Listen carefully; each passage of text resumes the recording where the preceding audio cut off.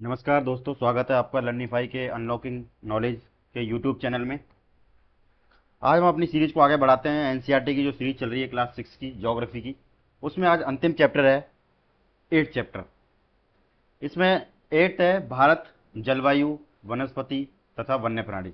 जो भारत है उसकी जलवायु कैसी है, वनस्पति कैसी है, और जो वन्य प्राणी है यानी जंगली जो जानवर हैं, जीव जंतु हैं, वो कैसे हैं, किस प्रकार के पाए जाते हैं। पहले कल मैंने डिस्कस किया था कि हमारी जो भारत की जो जलवायु है वो कैसी है। दुनिया के जितनी भी प्रकार की जलवायु पाई जाती है दुनिया में, जितनी भी प्रकार की जलवायु है वो अकेले भारत में पाई जाती है। और मैंने कल उसको आपको समझाया था किस तरीके से पाई जाती है। एक बार और दोबारा से बता देता हूँ कि मान लीजिए अगर आपको लद्दाख देख वो जो कोल्ड डेजर्ट होते हैं अगर वो देखने हैं तो आप लद्दाख चले जाइए। हॉट डेजर्ट देखने हैं तो राजस्थान चले जाइए। आपको बीच पे जाना है, समुद्री कोस्टल एरिया में जाना है तो कहाँ चले जाइए, आप चले जाइए गोवा वगैरह में, जो अपना कोस्टल एरिया है, गोवा हुआ, मुंबई हुआ, उस जगह पर। और यदि आपको पहाड़ पर्वत वगैरह पे जाना है तो आप नॉर्थ इंडिया चले जाइए, हिमाचल प्रदेश, जम्मू कश्मीर वगैरह में। और यदि आपको मैदान देखना है तो मैदान आप देख सकते हैं सर, उत्तर का जो विशाल मैदान है, यूपी, बिहार, वेस्ट बंगाल, इन राज्यों में, मध्य प्रदेश जैसे राज्यों में। और नदियां अगर देखनी है तो नदियां अगर तो हमारे भारत में बहुत सारी नदियां हैं, गंगा, यमुना, ब्रह्मपुत्र, कृष्णा, गोदावरी, कावेरी, ये कितनी सारी नदियां हैं। तो हर प्रकार की जलवायु हमारे पाई जाती है। अच्छा, मौसम और जलवायु में अंतर हम कर लेते हैं। मौसम और जलवायु क्या होती है? मौसम और जलवायु, किसी किसी को लगता होगा, जो पहली बार जैसे मुझे भी लगा था, कि मौसम और जलवायु एक जैसी चीज है, कोई अंतर नहीं है, जबकि दोनों में अंतर है और काफी ज्यादा अंतर है। मौसम क्या होता है? किसी भी स्थान विशेष पर, मैं यहां देखता हूं, किसी भी स्थान विशेष पर कुछ घंटे या कुछ दिनों के लिए होने वाले वायुमंडलीय परिवर्तन, ये क्या कहलाता है सर? ये कहलाता है मौसम। यानी मौसम है कि जो हमारा कोई कोई विशेष स्थान है, जैसे मान लीजिए दिल्ली है कोई एरिया, या फिर कोई शहर है, किसी विशेष स्थान पर होता है जिसमें कि कुछ समय के लिए, कुछ घंटों के लिए, या कुछ दिन के लिए, 2 दिन के लिए, 4 दिन के लिए परिवर्तन होता है, या कुछ महीनों के लिए, मान लीजिए कुछ महीनों के लिए भी होता है इसमें परिवर्तन। हम कह सकते हैं कि कुछ महीनों के लिए, यानी कि कुछ महीनों के लिए ये परिवर्तन होता है। और ये परिवर्तन चलता रहता है, बदलता रहता है। ऐसा नहीं कि एक जैसा हो गया तो रह गया, ऐसा नहीं होता। इसी को कहते हैं मौसम। अब आती है जलवायु। तो जलवायु क्या होती है, पहले इसको मिटा लेते हैं। जलवायु क्या होती है? किसी स्थान विशेष पर लंबी अवधि के लिए वायुमंडल में जो परिवर्तन होता है उसको क्या कहते हैं? जलवायु परिवर्तन कहते हैं, जलवायु कहते हैं किसी स्थान विशेष पर लंबी अवधि के लिए। जैसे कि मान लीजिए अभी क्या कह रहे हैं कि जलवायु परिवर्तन हो रहा है। जलवायु, ये क्या होता है? लंबी अवधि के लिए होता है, लंबी अवधि के लिए होता है, ठीक है।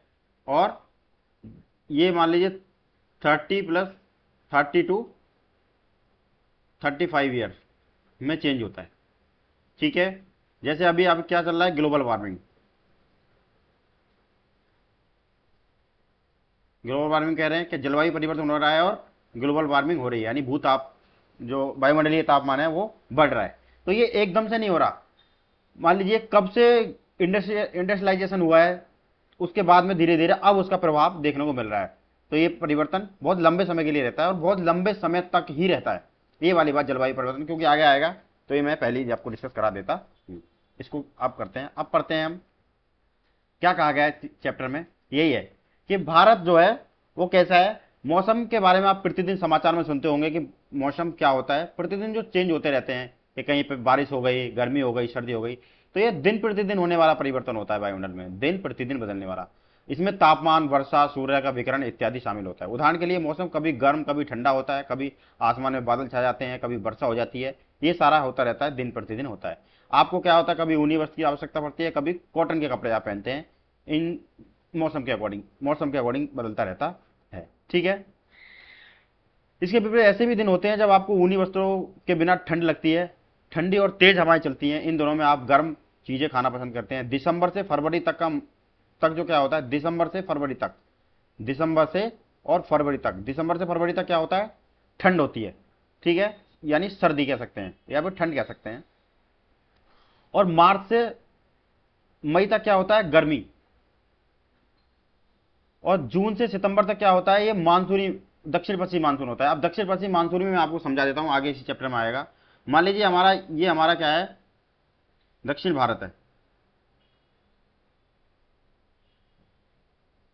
ये सपोज है दक्षिण भारत है। तो दक्षिण पश्चिम कौन सा होगा, यहां पे हमारा उत्तर भारत होगा, यहां पे है ये साउथ इंडिया, ये वेस्ट और ये ईस्ट। तो इधर से जो पवनें चलती हैं, मानसून आता है इधर की तरफ, यहां से, और बंगाल की खाड़ी से भी जाता है। ये कहा नॉर्थ ईस्ट इंडिया जो है वहां पे आपका इफेक्ट दिखाता है। इस तरीके से ये इस तरीके से पवनें चलती हैं। ठीक है। और यहां पे बे ऑफ बंगाल है, आपको पता ही है, bay of Bengal. Bay of Bengal से जो जो हवाएं चलती हैं ऊपर नॉर्थ ईस्ट की तरफ को, वो यहां से पानी लेती हैं और वहां टकराकर वर्षा कराती है नॉर्थ ईस्ट में और नॉर्थ इंडिया में। इस तरीके से होती हुई बारिश होती है। ये कॉन्सेप्ट अगर क्लास में हम अगर कंटिन्यू रखेंगे तो इसको विस्तार से समझाया जाएगा। और ये पश्चिमी घाट पर वर्षा कराती है, पश्चिमी घाट पर। और ये कुछ गुजरात में कराती है। और अरावली के पश्चिमी भाग में ये वर्षा, अरावली के दक्षिण भाग में और पश्चिमी भाग में ये वर्षा कराती है। दक्षिणी भाग में कराती है एक्चुअली, पूर्व की ओर निकल जाती है ये पवन, फिर ये आके दिल्ली में मिलती है, दिल्ली में ज्यादा वर्षा होती है। ये दोनों धाराएं होती हैं जो आके मिलती हैं दिल्ली जैसे नॉर्थ इंडिया में, यहाँ पे ज्यादा वर्षा होती है। वैसे वर्षा की मात्रा अगर हम देखा जाए तो पूर्व से पश्चिम की ओर कम होती चली जाती है, इधर की तरफ आएंगे तो कम होती चली जाएगी। ठीक है। ये होता है दक्षिण पश्चिम मानसून, जून से सितंबर तक होता है। 1 जून को केरल पर टकराता है ये मानसून।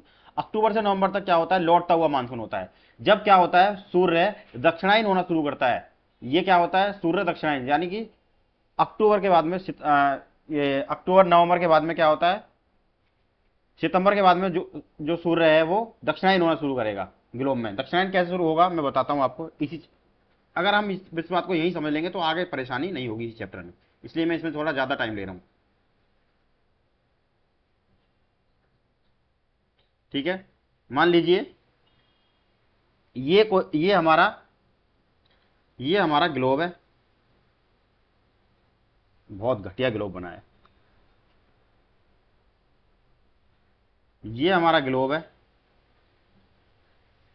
ये हमारी विषुवत रेखा है, यानी कि इक्वेटर 0 डिग्री।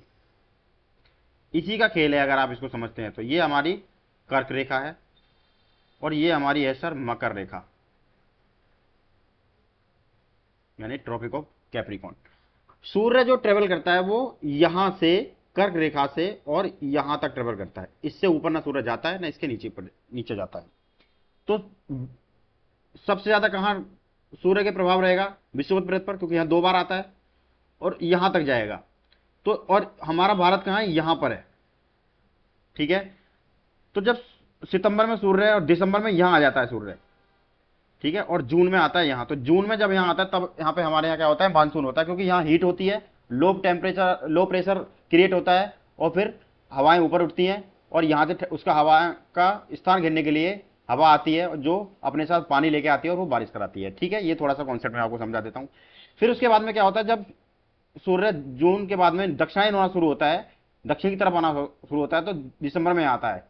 पर उसके बाद में उससे पहले जब सूर्य सितंबर अक्टूबर में यहां तक जब सूर्य आता है यहां तक, तो उसका प्रभाव सूर्य विषुवत वृत्त पर होता है सबसे ज्यादा। तो यहां लो टेम्परेचर होगा विषुवत वृत्त पर, तो जब यहाँ लो टेम्परेचर होगा तो यहाँ से पवनें अब उल्टा शुरू होंगी, क्योंकि यहाँ लो टेम्परेचर होगा तो क्या होगा, यहाँ की पवनें हल्की होंगी, हवाएं ऊपर उठेंगी, इनका स्थान घेरने के लिए आसपास से पवनें आएंगी। तो ये जो मानसून कुछ दिन पहले, कुछ महीनों पहले ऊपर गया था दक्षिण पश्चिम की तरफ, मानसून गया था दक्षिण पश्चिम, मानसून जो उत्तर पूर्व की ओर गया था, वो अब मानसून क्या होगा, क्या होगा, लौटता हुआ मानसून होगा।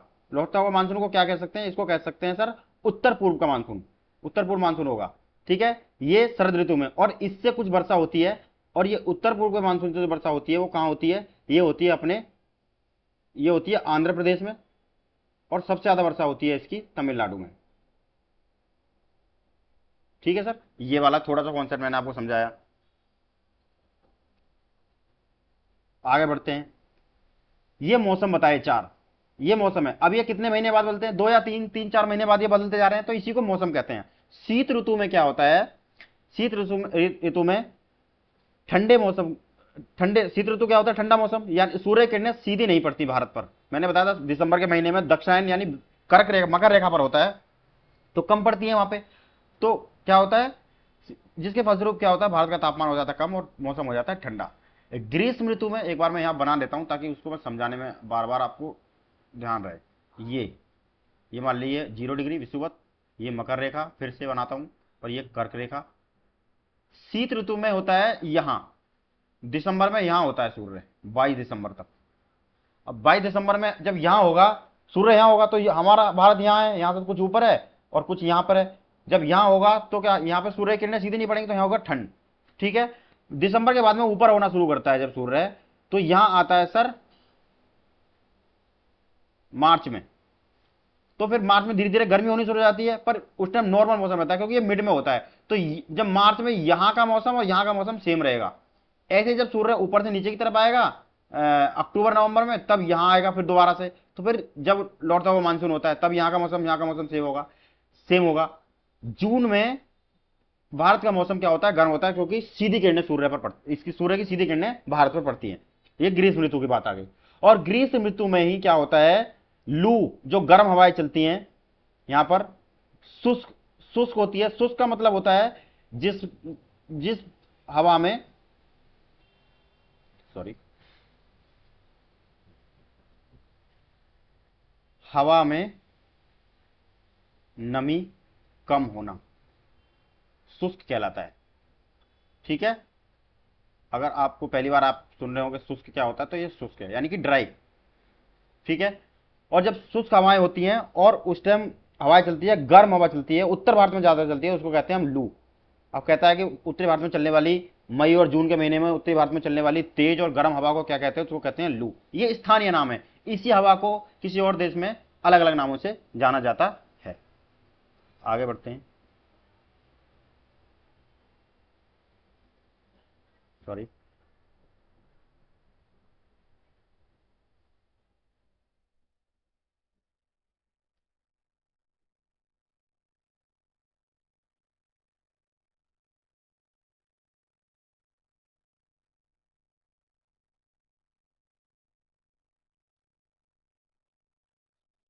हाँ, ये हम समझ लिए। अब आगे बढ़ते हैं। आगे क्या है, दक्षिण पश्चिम मानसून मैंने आपको समझा दिया क्या होता है। यह मानसून आने वाले मानसून के आने तथा आगे बढ़ने का मौसम है। इस समय पवन बंगाल की खाड़ी से और अरब सागर से स्थल की ओर बढ़ती हैं। ये पवनें नमी लेती हैं, और जब ये पवनें पहाड़ों से टकराती है तो क्या होती है, वर्षा होती है। क्यों होती है, मैंने आपको बता दिया। मानसून का लौटता हुआ मानसून ही मैंने बताया। जलवायु में आपको बता दिया कि ये क्या है, किसी स्थान विशेष पर क्या होता है, अनेक वर्षों में मापी गई मौसम की औसत दशा होती है। ठीक है, वो जो चेंज होता है औसत, मतलब एवरेज जो टेम्परेचर है, या फिर हाँ एवरेज टेम्परेचर कैसी है, वहाँ का क्लाइमेट कैसा है, ये वहाँ पे बता देता है। लंबे समय अवधि में होता है। भारत की लौटते मानसून, भारत की जलवायु को मोटे तौर पर मानसूनी जलवायु कहा जाता है। मानसून शब्द किससे बना है, मौसम से, जिसका अर्थ होता है मौसम। भारत की स्थिति उस कटिबंध में होने के कारण अधिकतर वर्षा मानसून में होती है। भारत में कृषि जो है वो किस पर निर्भर होगी, मानसून पर निर्भर है। मानसून का मतलब होता है पर्याप्त वर्षा। अगर मानसून अच्छा है तो पर्याप्त वर्षा होगी, और पर्याप्त वर्षा होगी तो क्या होगा, फसल भी अच्छी खासी होंगी। अब उस कटिबंधीय में से मैंने समझा चुका हूं, उस कटिबंध किसको कहते हैं। फिर दोबारा से ग्लोब बनाते हैं। ये अपना प्यारा सा ग्लोब जो कि मेरे पे बन नहीं रहा है ठीक से, फिर भी आपको इसी को सहना होगा। धीरे धीरे मैं सीख जाऊंगा बनाना। ये क्या है, ग्लोब। ये जो एरिया है 23.5 नॉर्थ से 23.5 साउथ तक, ये जो एरिया है इसको कहते हैं हम उष्णकटिबंधीय क्षेत्र, क्योंकि यहां पे सूर्य की किरणें किसी ना किसी टाइम पे सीधी पड़ती हैं। ठीक है, ये उष्णकटिबंधीय क्षेत्र है। आगे बढ़ते हैं। किसी स्थान की जलवायु, हाँ, अब किसी भी स्थान विशेष की जलवायु कैसी होगी ये किस पर निर्भर करेगा, ये निर्भर करेगा कि उसकी अक्षांश स्थिति है, ग्लोब पर स्थिति किस कहां पर है, ग्लोब पर स्थिति उसकी कहां पर है। जैसे कि मान लीजिए यहां, ये फिर से ग्लोब बनाने की जरूरत पड़ेगी, यहां पे है, अगर यहां पर है तो वर्ष भर धूप गर्म रहेगा। ठीक है, अगर यहां है तो मौसम कभी सर्दी कभी गर्म रहेगी, और ठीक ठीक यहां पे भी क्या होता है, कभी सर्दी कभी गर्म। और जब यहां कभी भी सूर्य की किरणें सीधी नहीं पड़ती, कभी भी नहीं पड़ती सूर्य की किरणें, तो यहां पर हमेशा ठंडा रहता है। तो ये स्थिति बताता है ग्लोब पर स्थिति कैसी है। ऊंचाई, ऊंचाई के साथ भी क्या होता है, आप आगे पढ़ेंगे कि टेम्परेचर कम होता है, क्षोभ मंडल में ऊंचाई के साथ टेम्परेचर कम होता है स्ट्रेटोस्फीयर में। तो जब टेम्परेचर कम होगा, जितना पहाड़ पे जाएंगे टेम्परेचर कम होगा, तो वहां पे भी क्या होगा, ठंड होगी, सर्दी होगी। समुद्र से दूरी, अब मान लीजिए भारत अपना कोस्टल एरिया में यहां, तो जहां कोस्टल एरिया होगा, पानी की एक प्रॉपर्टी होती है कि वो देर में तो होता है गर्म और देर में ही होता है ठंडा। ठीक है, और जो पानी की चलने वाली जो हवा है उनमें समीर और स्थल पवने और समीर पवने भी इफेक्ट रहते हैं। तो कोस्टल एरिया क्या होता है, वहां पर मौसमी जो परिवर्तन है उसका प्रभाव नहीं होता। इसलिए आप मुंबई, कभी मुंबई वगैरह जाएंगे तो वहां पे हमेशा मौसम एक जैसा ही रहता है, क्योंकि वो इस क्षेत्र में है, समुद्र के किनारे। ठीक है, और उच्चावच पर, उच्चावच क्या, आप कहेंगे सर उच्चावच क्या बला आ गई है, उच्चावच कुछ नहीं है, उच्चावच यही है जो मैंने अभी आपको बताया। उच्चावच का मतलब होता है,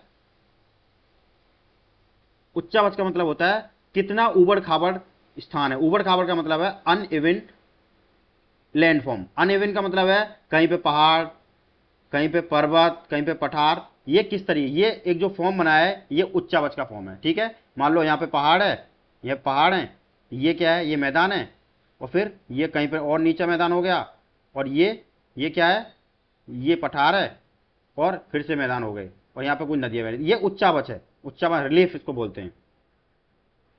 ठीक है, ये वाली बात है। अब हम बात करेंगे किसकी, ठीक है, अब आप देखेंगे कि इसलिए क्या होता है कि भाई अगर आप जाएंगे कहां पे, उच्चावच पर निर्भर करता है। इसलिए हमें भारत की जलवायु कहती है क्षेत्रीय भिन्नता है, क्योंकि अलग अलग तरीके का मौसम, अलग अलग तरीके की जो भौगोलिक स्थिति है वो अलग अलग है, तो इसलिए क्षेत्रीय भिन्नता पाई गई है। जैसे आप राजस्थान में जाएंगे, राजस्थान में देखेंगे कि भाई मरुस्थल है, राजस्थान में क्या है, मरुस्थल, और मरुस्थल कैसा है, गर्म मरुस्थल है। जैसलमेर और बीकानेर में बहुत गर्म स्थान है। लद्दाख जाएंगे, लद्दाख और कारगिल वगैरह में तो वह बर्फीली ठंड पड़ती है, बर्फीली ठंड। तटीय मौसमी मुंबई कोलकाता और जलवायु कैसी होती है, मध्यम रहती है, वो न ही अधिक गर्म होती है और न ही अधिक ठंडी होती है। समुद्र तट पर होने के कारण ये स्थल बहुत अधिक आर्द्र होते हैं। आर्द्र का समझते हो, एक होता है ड्राई, यानी क्या होता है, शुष्क, शुष्क, एक होता है आर्द्र। आर्द्र का मतलब होता है हवा में नमी की मात्रा का होना है, नमी की मात्रा, क्योंकि समुद्र के पास में तो जो हवा होती है वो समुद्र से ही जो बाष्प होती है उसको ले लेती है, तो हवा में नमी रहती है। तभी आप देखा होगा कि नीचिंग होती है, ईचिंग होती है, सॉरी, क्या होती है वहां पे, ईचिंग होती है, क्योंकि उसमें नमी की मात्रा ज्यादा रहती है। तभी आपने देखा होगा साउथ के जो लड़के जो होते हैं लोग, वो धोती पहनते हैं, जिससे उन्हें कॉटन की धोती पहनेंगे तो ईचिंग नहीं होगी, इसलिए क्योंकि वहां आर्द्र की मात्रा हवा में ज्यादा होती है, आर्द्र हवा होती है, नमी ज्यादा होती है। विश्व में सबसे अधिक वर्षा मेघालय में स्थित होती है, मेघालय में स्थित मौसिनराम में होती है। अब ये भारत में स्थिति देख रहे हो, एक ही भारत में कितनी सारी वैरायटी है, जबकि किसी किसी स्थान पर वर्ष भर वर्षा नहीं होती, जैसे कि जैसलमेर में कभी वर्षा नहीं होती। तो ये स्थिति की है कि वो वहां से जो मौसिन राम में इसलिए वर्षा होती है कि कहां पाया जाता है मौसिन राम, मान लीजिए ये अपना प्यारा भारत है,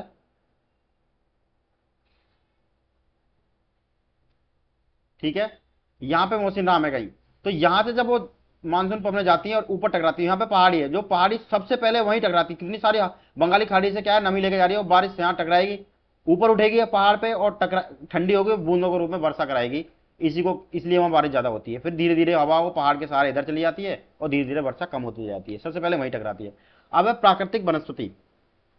प्राकृतिक वनस्पति क्या होता है, हमारे चारों ओर विभिन्न प्रकार के पादप जीव देखते हैं, पादप भी देखते हैं और पादप जीवन देखते हैं। पादप का मतलब है पेड़ पौधे, हमारे घास क्या हरे घास वाले मैदान खेलना कितना अच्छा लगता है। कुछ छोटे होते हैं, झाड़ी कहा जाता है इन्हें, ठीक है। इसके अतिरिक्त लंबे वृक्ष भी होते हैं, शाखाएं होती हैं, नीम आम वृक्ष के पेड़ होते हैं। ऐसे होते हैं जिनमें पत्तियों की मात्रा बहुत कम होती है। नारियल के होते हैं जिनमें पत्तियां कम होती हैं। घास, झाड़ियां तथा पौधे को बिना मनुष्य की सहायता से उपजाते हैं, उन्हें प्राकृतिक कहते हैं। अच्छा, प्राकृतिक वनस्पति किसको कहते हैं? Natural vegetation. प्राकृतिक वनस्पति कहेंगे सर जो जिसको उगने में मनुष्य का मनुष्य की कह देते हैं, मनुष्य की कोई भूमिका नहीं है, इसलिए उसको क्या कहते हैं? प्राकृतिक वनस्पति कहते हैं, ठीक है। अब हमें वनों की आवश्यकता क्यों है, क्यों चाहिए हमें वन? तो देखो देखो ये एक पेड़ को समझते हैं, ये पेड़ है और ये उष्णकटिबंधीय वन, वर्षा वन है। वर्षा वन जहां वर्षा अधिक होगी वहां वन अधिक होंगे और बड़े बड़े ऊंचे ऊंचे पेड़ होंगे। जैसे 1.5 मीटर तक अब जाएंगे तो छोटे छोटे पेड़ यहाँ पे पाए जाएंगे, जड़ होंगे। यही पेड़ देखो कितना बड़ा हो गया, ये वर्षा वन का एक है। 60 मीटर तक ऊंचाई हो जाते हैं ये वन, ठीक है, बहुत। और यहाँ पे वर्षा वन जहाँ होंगे वहां बायोडाइवर्सिटी बहुत होगी, है, जैव विविधता बहुत होती है वहां। अलग तरह के तरीके के वन पाए जाते हैं जहां वर्षा अधिक होगी। अब वनों की आवश्यकता हमें पड़ती क्यों है सर, क्यों पड़ती है? आप बताइए क्यों पड़ेगी वनों की आवश्यकता? सीधी सी बात है, वन से तो हमारा जीवन ही चल रहा है। पहली बात तो आपने बचपन में ये बात सुनी होगी कि वन होंगे, पेड़ होंगे तो बारिश ज्यादा होगी, उतनी बारिश होगी। उस बात को छोड़िए, अब आज नई तरीके से समझते हैं। हाँ, बारिश होगी, ये बारिश की भूमिका होती है। हमें क्या मिलता है? ईंधन मिलता है सर, लकड़ी मिलती है, चारा मिलता है, मेडिसिन, बहुत सारी हर्ब्स वगैरह बनती हैं, मेडिसिन बनती है, लाख मिलती है, शहद मिलता है, गोंद मिलता है, ईंधन मिलता है, और न जाने क्या क्या, पेपर। अगर जो पेपर बनते हैं वो किससे बनते हैं? इसी से बनते हैं। ये सारी चीजें किससे मिलती हैं? वनों से मिलती हैं। वन जीवों की प्राकृतिक निवास हो, और जो जीव जंतु वन में रहते हैं, जो एनिमल वगैरह, इंसेक्ट्स, बर्ड्स और भी एनिमल्स वगैरह रहते हैं, वो उनका एक नेचुरल हैबिटाट होता है। क्या नेचुरल हैबिटाट होता है? किसका? जीव जंतुओं का। क्या? वन। पेड़ों के अंधाधुंध कटाई के कारण भारी मात्रा में प्राकृतिक वनस्पतियां कैसे हो रही? समाप्त हो गई। जैसे जैसे पॉपुलेशन बढ़ रही है, पॉपुलेशन बढ़ेगी, उनको रहने के लिए उनकी जो उपभोग शक्ति बढ़ेगी है प्राकृतिक में, तो उससे क्या होगा? पेड़ पौधे काटे जाएंगे। पेड़ पौधे, और हमें अधिक से अधिक पेड़ पौधे लगाने चाहिए। जो पेड़ बचे उनकी रक्षा करनी चाहिए। लोगों को पेड़ के महत्व के बारे में बताना चाहिए। अगर आप पढ़े लिखे तो इतनी भूमिका तो कर सकते हैं। और मैं तो कहता हूं, अगर आप 5 साल में एक पौधा लगाएं, बड़ा सा किसी भी सार्वजनिक जगह पर 5 साल में एक पौधा लगाएं। और वो पौधा मैं बताता हूं, अगर आप पीपल का पेड़ लगाते हैं, क्योंकि वो सालों तक चलते हैं, और बरगद, अगर आप पीपल और बरगद के पेड़ लगाते हैं तो वो आपकी पीढ़ियां तक देख सकती हैं उसको। नाम रहेगा आपका कि उन्होंने लगाया था। बस आपको देखभाल करनी पड़ेगी और सालों तक चलते हैं। आपकी अगर ये मुहिम आप चलाते हैं तो बड़ी भूमिका होगी आपकी। अच्छा, अब ये क्या रही? ऑक्सीजन क्या मिलते हैं? देखो, दवाएं बनती हैं, आश्रय मिलता है, चारा मिलता है, ईंधन मिलता है, खेल के सामान, बैट बल्ले, फर्नीचर बनता है, ठीक है, रबड़ वगैरह बनती है, इमारती लकड़ी, वन्य जीवों के प्राकृतिक निवास होते हैं, घोंसले वगैरह बने होते हैं, गोंद लाख मिलती है, फल मिलते हैं, सब्जियां मिलती हैं, शहद मिलते हैं, और सबसे बड़ी बात मिलती है सर हमें ऑक्सीजन। ऑक्सीजन ऑक्सीजन नहीं होगी तो फिर हम ही नहीं रहेंगे, ठीक है। ये वाले बात। अब वन्य प्राणी देखते हैं। ये तो अभी हम देख रहे थे पेड़ पौधे, ये भारत की बात है, भारत में सारे मिलते हैं ये, ठीक है। वन्य प्राणी विभिन्न प्रकार के वन्य जीवों का निवास होता है। वनों में वन क्या होते हैं? बहुत सारे निवास करते हैं जीव जंतु वहां पर। वनों में जंतुओं की हजारों प्रजातियां, बड़ी संख्या में विभिन्न प्रकार के सरीसृप, जो रेंगने वाली चीज होते हैं उनको सरीसृप, उभयचर, जो दोनों जंगल वन उसमें लैंड पे और वाटर में रह सकते, पक्षी, स्तनधारी, ठीक है, जो दूध पिलाते हैं बच्चों को, कीट, कृमियां आदि का निवास होता है, ठीक है। बाघ क्या हो रहा? बाघ वगैरह रहते हैं। अब आप देखें, बाघ हमारा क्या है? राष्ट्रीय पशु है। बाघ हमारा शायद 1972 में इसको राष्ट्रीय पशु घोषित किया गया था। एक बार कंफर्म कर लेना, मुझे पता नहीं है। पशु घोषित किया गया था, एक बार करेंगे, आपको भी थोड़ी जानकारी मिलेगी। और 1972 में ही इसको प्रिजर्व करने की बात कही गई थी, कंजर्व करने की, ठीक है, ये वाली बात की गई थी। यह देश के कई भागों में, देश के विभिन्न भागों में पाया जाता है। और जो एशियाई शेर है ना, पूरी एशिया के शेर भारत में अगर पाए जाते हैं तो कहाँ पाए जाते हैं? गुजरात के गिर जो वन है उनमें पाए जाते हैं। गिर नाम का एक वन है, वहां पे पाए, गिर नाम के वन क्षेत्र है, वहां पे पाए जाते हैं। हाथी, एक सींग वाले गैंडे, हाथी और एक सींग वाले गैंडे कहाँ पाए जाते हैं? असम में। हाथी तो कर्नाटक में भी पाए जाते हैं, हाँ, केरल, कर्नाटक, मैंने बताया था। ऊंट रेगिस्तान में पाए जाते हैं। जंगली जानवर कच्छ के रण में पाए जाते हैं। जंगली गधा कच्छ के रण, कच्छ का रण कहाँ है? गुजरात में। गुजरात कहाँ है? ये देखो, जैसे ये मान लो ये भारत बन गया, और ये यहाँ पर जो है ये कच्छ का, ये कच्छ एरिया है, ये वाला कच्छ का रण होगा। ठीक है, और भी बहुत सारे जानवर, बंदर, सियार, भेड़िया, नीलगाय, जीतल इत्यादि जानवर वहाँ पे पाए जाते हैं। पक्षियों के भी बहुत प्रचुर मात्रा में पाई जाती है। मोर हमारा राष्ट्रीय पक्षी है। भारत में पक्षी तोता, मैना, कबूतर, बुलबुल, बतख इत्यादि पाए जाते हैं। अब आपने देखा होगा कि जो पक्षी है ना वो कम हो रहे हैं धीरे धीरे। कौवा आपको कम देखने को मिल रहे होंगे। गिद्ध तो खैर जो डाइक्लोफेनिक दवाई है पशुओं को खिलाने से पशु मर जाते हैं, वो खा देते हैं तो उनकी किडनी फेल हो जाती है, मर जाते हैं। गिद्ध तो इस तरीके से मर गए हैं। और कौवे नहीं मिले। अब जो गौरैया जो चिड़िया होती है वो भी देखने को कम मिल रही है। तो इनको भी हमें बचाने के लिए मुहिम चलानी, हम नहीं चलाएंगे तो कौन चलाएगा? फिर आगे आने वाली पीढ़ियां सिर्फ किताबों में और पिक्चर में देख पाएंगे, ये नहीं मिलेंगे आपको। ठीक है, इत्यादि अन्य सारे। राष्ट्रीय पक्षी उद्यान, राष्ट्रीय पक्षी उद्यान होता है कोई एरिया है जहाँ पे चीज, यहाँ पे जानवर वगैरह रहते हैं, इसको सरकार इतने एरिया को राष्ट्रीय राष्ट्रीय उद्यान, राष्ट्रीय पक्षी उद्यान अगर पक्षी होंगे तो घोषित कर देती है। ये प्राकृतिक निवास होता है इनका। और यहाँ पे क्या होता है, जो गतिविधि होती है, मानवीय गतिविधि, उसको कम कर दिया जाता है ताकि वो सुरक्षित रह पाए। ठीक है, उद्यान शिकारियों से पक्षियों की रक्षा करते हैं। क्या आप इस क्षेत्र में पाए जाने 5 पक्षियों के नाम बता सकते हैं? ये आप बताना सोच के। भारत में सांपों की सैकड़ों प्रजातियां पाई जाती हैं, उनमें कोबरा, जिसको हम कहते हैं कि भाई जो कोबरा है, क्या इक्षदा, जो फन वाला सांप होता है, करैत प्रमुख है। वनों के काटने से जानवरों के शिकार के कारण भारत में पाए जाने वाले वन्य जीवों की प्रजाति तेजी से घट रही है। ठीक है, और प्रजातियां बहुत सारी समाप्त हो गई। मैं बताया चिड़िया को कितनी सारी समाप्त हो गई। जीव मंडल आरक्षित क्षेत्र स्थापित किए गए हैं। सरकार ने हाथियों तथा बाघों को बचाने के लिए बाघ परियोजना चलाई है। बाघ परियोजना ये 1972 में ही चलाई थी। और सर, और हस्ती परियोजना, हस्ती परियोजना ये 1992 में चलाई थी हाथियों के बचाने के लिए। जैसी परियोजना शुरू की गई हैं। भारत सरकार कुछ पशु विहारों के नाम से मानचित्र और उसकी पशु विहार नेशनल, ये बाघ वगैरह के लिए विहार वगैरह बनाए गए हैं। ठीक है, आप वन्य जीवों के संरक्षण में हाथ बटा सकते हैं अगर आप थोड़ी सी जागरूकता फैलाएं कि भाई पेड़ मत काटिए हैं, और पेड़ को, और पेड़ एक पौधा लगा दो जिंदगी में। चलो एक पौधा लगा सकते हो आप, बरगद का, पीपल का, नीम का, अगर ये पौधा लगाएं तो आपकी भी योगदान होगा इसमें। एक पौधा जिंदगी में लगाइए और उसकी 1 साल तक देखभाल कीजिए अपने मन से। आप जानवरों के शरीर के, हाँ, कैसे बचा सकते हैं? मान लीजिए आप चोरी का कोई, क्यों काटे मारे जाते होंगे जीव जंतु? भाई खाल के लिए, वही शेर की खाल से कोई बना होगा। सींग के लिए, गैंडे के लिए, दांत के लिए, एक एक दांत होता है, और हाथी भी दांत के लिए। अगर इन चीजों से बनी हुई चीजें ही खरीदना अगर बंद कर दें तो मांग ही नहीं रहेगी, तो काटेगा कौन, मारेगा कौन? तो लोगों को समझना होगा, आप मांगते हैं इसलिए वो मारते हैं। ठीक है, ये तो भाई स्लोगन हो गया। आप मांगते हैं इसलिए वो मारते हैं। आप मांगते हैं इसलिए वो मारते हैं। आप मांगोगे नहीं, वो मारेंगे नहीं। ठीक है सर। अब एक और बात, ये वाला चैप्टर मैंने इसलिए लिया है कि बहुत सारे विलेज टाइगर रिजर्व मस्ट भी रिलोकेट किए गए हैं। बहुत सारे टाइगर क्राइसिस हो गया है, कॉन्फ्लिक्ट हो गया कि टाइगर वगैरह के, भाई बाघ वगैरह घरों में घुसाए। घरों में बाघ नहीं घुसाए, आपने उनके घरों में अपने घर बना लिए, तो वो कहाँ जाएंगे फिर? हैं, उनकी कमी नहीं है, आपने अपने घर उनके घरों में बना लिए हैं सर, ये ध्यान दीजिए जरा। अब कुछ पक्षी जैसे पिंटेल, बत्तख, कार्लियो, फ्लेमिंगो, ऑस्प्रे, लिटिल स्टंट प्रत्येक वर्ष सर्दी के मौसम में क्या करते हैं, हमारे देश में आते हैं, हमारे देश आते हैं भारत में। जब उधर सर्दी पड़ती है ना, जो वेस्टर्न कंट्रीज है उधर, तो हमारे देश में आते हैं। उस टाइम मौसम ठीक रहता है हमारा, इतना गर्म सर्दी नहीं होती। और छोटी लिटिल स्टंट जिसका वजन 15 ग्राम होता है, आर्कटिक प्रदेश से 8000 किलोमीटर दूर तय करके भारत में आती है। फिर जैसी गर्मी भारत में शुरू होती है वहां चली जाती है वापस। कितनी रास्ते का जानकारी होगी, इससे हमें बचाना पड़ेगा।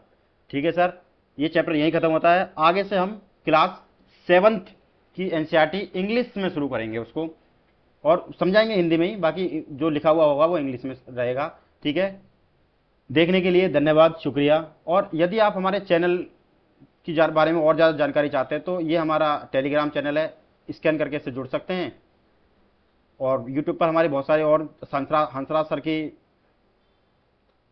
क्लासेस हैं, उन्हें आप देखिए। आगे भी इसको हम चैनल को आगे बढ़ाएंगे यदि आपका योगदान रहेगा तो। अपना जितना भी नॉलेज है, एक्चुअली क्या है कि इसमें गड़बड़ी कहाँ हो जाती है लिखने में, बोलने में भी, कि हमने ऑफलाइन पढ़ाया है, ऑनलाइन आज तक पढ़ाया नहीं है। तो ऑनलाइन की शुरुआत कर रहे हैं, और शुरुआत जब होती है तो थोड़ी गलतियां होती हैं, उसके लिए मैं क्षमा प्रार्थी हूँ।